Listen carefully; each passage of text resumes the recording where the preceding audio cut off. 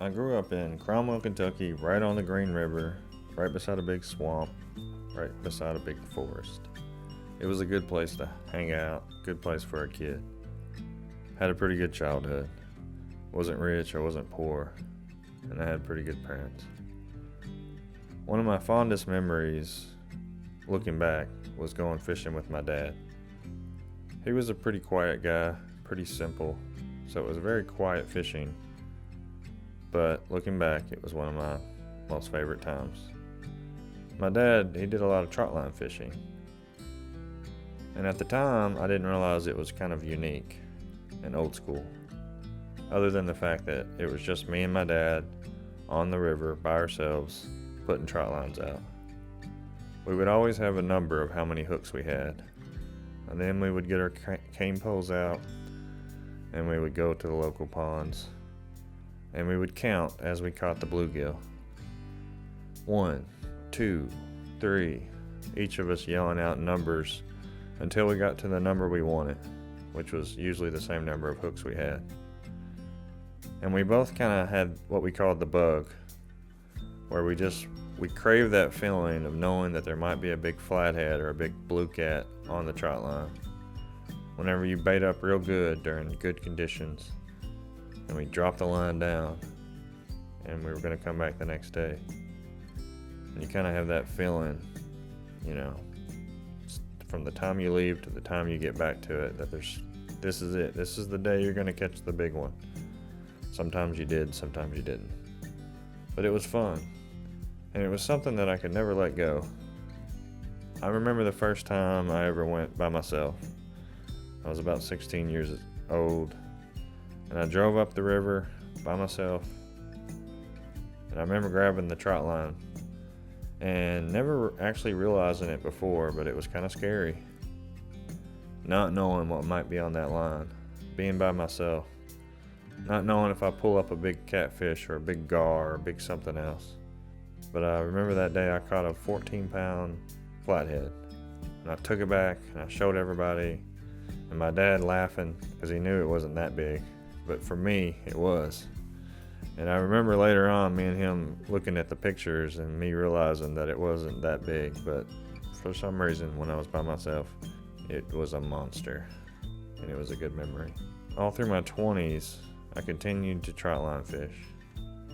It was just an annual thing that I would do, me and my dad. Some years we did it more than others. And my dad died whenever I was 29 years old. 2013. And I remember in 2014 continuing on by myself, but I still had the same bug, and I continued to fish, and I caught some pretty good fish. During this time, me and my son started a YouTube channel called Random Reels, and basically it was just us making short little random films, and I had learned how to edit a little bit. I learned how YouTube worked. And during 2013 to 2017, we actually did a few fishing videos where I would start recording from the time we got in the boat to the time we were done fishing. And I would try to put some music to it. And it was fun. I collected a few videos over those years. But in 2017, life was pretty busy. And come winter time of that year, I look back and I realized that I didn't even put a trot line out. And at the time I didn't realize that it was significant until all the way through winter, realizing that my streak was over. I had missed a year. I could no longer say that I trot line every year. So in 2018 I vowed to get back out there, start again. And in that process I decided that it would be fun to try to start doing YouTube a little bit more than we had been doing. And I decided to start a new YouTube channel because Random Reels wasn't exactly a fishing channel. And trial and error, I decided to add people, and then we started to add this and that, change a few things, and it became what it is today. And I know we're just now getting started, but it's been fun. And my dad is a big part of that to me. A lot of days when I'm out by myself, no cameras rolling, I remember my dad. I remember those days. I took them for granted. There's a lot of things that I regret that I didn't ask my dad, or I didn't say to my dad. People my dad never introduced me to, places we never went. He was gone pretty early in life, and I used to think that he didn't teach me anything.